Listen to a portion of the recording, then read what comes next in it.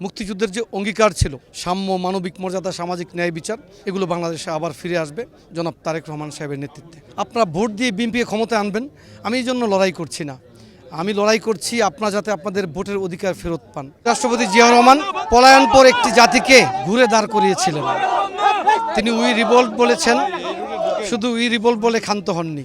হাতে রাইফেল তুলে নিয়েছিলেন, রণাঙ্গনে ঝাঁপিয়ে পড়েছিলেন, শৌর্য, বীর্য আর সাহসের পরীক্ষায় উত্তীর্ণ হয়ে স্বাধীনতার লাল সূর্যটাকে ছিনিয়ে এনেছিলেন। আজকের যে স্বাধীনতা আমরা উপভোগ করছি, শহীদ রাষ্ট্রপতি জিয়াউর রহমান সেই স্বাধীনতার বিজয়কে সূচনা দিয়েছেন। আমরা মনে করি গত 17 বছর বাংলাদেশের মানুষ স্বাধীনতার মূল অধিকার থেকে বঞ্চিত ছিল, কিন্তু আমাদের নেতা বিএনপির চেয়ারম্যান গত 17 বছর ফেসিবাদ বিরোধী ধারাবাহিক আন্দোলনের নেতৃত্ব দিয়েছিলেন। হাজার মাইল দূরে থেকেও তিনি এদেশের মানুষকে ঐক্যবদ্ধ করেছেন, ধারাবাহিক আন্দোলনের নেতৃত্ব দিয়েছিলেন এবং সেই আন্দোলনের ধারাবাহিকতায় বাংলাদেশে একটি পটভূমি তৈরি হয়েছে, যেই প্ল্যাটফর্মের উপর দাঁড়িয়ে বাংলাদেশে জুলাই গণ অভ্যুত্থান সংগঠিত হয়েছে।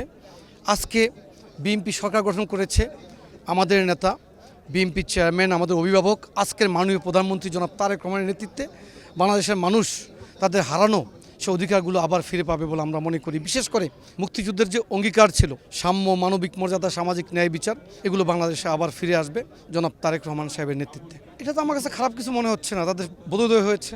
আমি মনে করি তারা যে ভুল করেছিল সেই ভুল থেকে বের হয়ে আসার চেষ্টা করছে। এটা ভুলুণ্ঠিত হয়েছে গত 17 বছর, আপনারা লক্ষ্য করেছেন। সেই অধিকারগুলোকে আবার ফিরিয়ে আনার জন্যই তো এত সংগ্রাম। গত 7 বছর ফেসিবাদ বিরোধী ধারাবাহিক নেতৃত্ব দিয়েছিলেন আমাদের নেতা জনাব তারেক রহমান, মূলত মানুষের অধিকার ফিরিয়ে দেওয়ার জন্য। তিনি আন্দোলন চলাকালীন একটি কথা বলতেন, আপনারা ভোট দিয়ে বিএনপিকে ক্ষমতায় আনবেন, আমি এই জন্য লড়াই করছি না। আমি লড়াই করছি আপনারা যাতে আপনাদের ভোটের অধিকার ফেরত পান। বিকাশ পেমেন্টে 10,000 টাকার বেশি অফার, শপিং চলছে তো।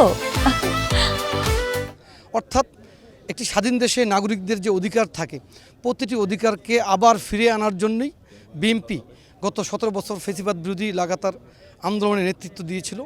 বিশেষ করে আমাদের নেতা জনাব তারেক রহমান নেতৃত্ব দিয়েছিলেন এবং এই নেতৃত্বের ধারাবাহিকতায় বাংলাদেশে যে একটি প্ল্যাটফর্ম তৈরি হয়েছিল, সেই পটভূমির উপর দাঁড়িয়ে বাংলাদেশে জুলাই গণঅভ্যুত্থান সংগঠিত হয়েছে। আমরা আজকে আশা করছি ধারাবাহিকভাবে বাংলাদেশের মানুষ তাদের অধিকারগুলো আবার ফেরত পাবে, যে অধিকারগুলো গত 17 বছর তারা উপভোগ করতে পারে।